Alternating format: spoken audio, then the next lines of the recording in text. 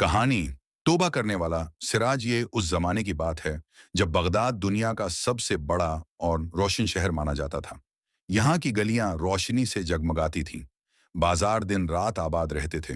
हर तरफ इल्म, तिजारत और फनून की चहल पहल थी। मगर जिस तरह हर रोशनी के साथ अंधेरा होता है, इसी तरह इस शहर के कुछ गोशे ऐसे भी थे जहां गर्बत और बदहाली बुसीरा करती थी। उन्हीं अंधेरों में एक शख्स रहता था जिसका नाम सिराज था। सिराज का बचपन सिराज एक गरीब घराने में पैदा हुआ। इसके वालिद मजदूर थे मगर शराब और जुआ खेलने की बुरी आदतों के बायस घर की हालत दिन बेह दिन खराब होती गई। माँ एक सादा दिल खातून थी जो सलाई कढ़ाई करके कुछ कमा लेती थी, मगर ये आमदनी इतनी न थी कि पेट भर सके। सिराज अभी 12 बरस का ही था कि उसके वालिद का इंतकाल हो गया। अब माँ और बेटे की जिंदगी मजीद मुश्किल हो गई। कई दिन वो भूखे ही सो जाते। भूख बड़ी अजीब चीज है, ये इंसान को सीधे रास्ते से हटा देती है। एक दिन छोटे सिराज ने बाजार से एक दुकानदार की टोकरी से खजूर चरा ली। ये उसकी पहली चोरी थी। दिल जोर जोर से धड़क रहा था। डर भी लगा, शर्म भी आई, मगर जब खजूर खाई तो पेट भर गया। उसी लम्हे उसके दिल में ये बात बैठ गई कि अगर मेहनत से नहीं खा सकता तो चरा कर क्यों ना खाऊं।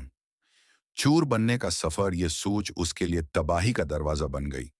पहले वो छोटी मोटी चोरियां करने लगा, फिर बाजार से सामान गायब करने लगा।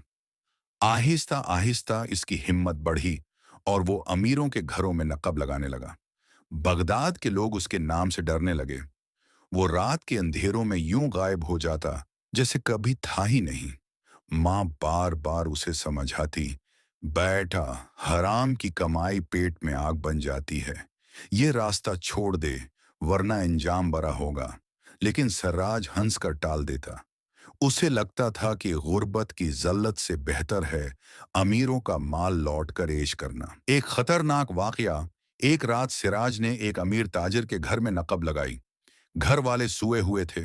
वो बड़ी सफाई से अंदर घुसा और जेवरात बांधने लगा, लेकिन अचानक ताजिर की बेटी जाग गई और चीख पड़ी। घर में शोर मच गया। लोग दौड़ पड़े। सिराज तलवार निकालकर भागा। रास्ते में एक नौकर उसके सामने आ गया। जान बचाने के लिए सिराज ने नौकर को जख्मी कर दिया। ये पहला मौका था जब उसके हाथ खून से रंगे। दिल अंदर से कांपा, लेकिन वो भाग निकला। उस दिन के बाद सिराज रात को सुकून से सो न सका।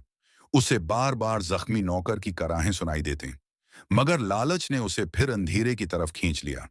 आलमी दीन से मुलाकात एक दिन सिराज चोरी के इरादे से मस्जिद के करीब से गुजर रहा था। अंदर से कुरान की तलावत की आवाज आई। न जाने क्यों कदम रख गए। दिल चाहा जरा सुन ले।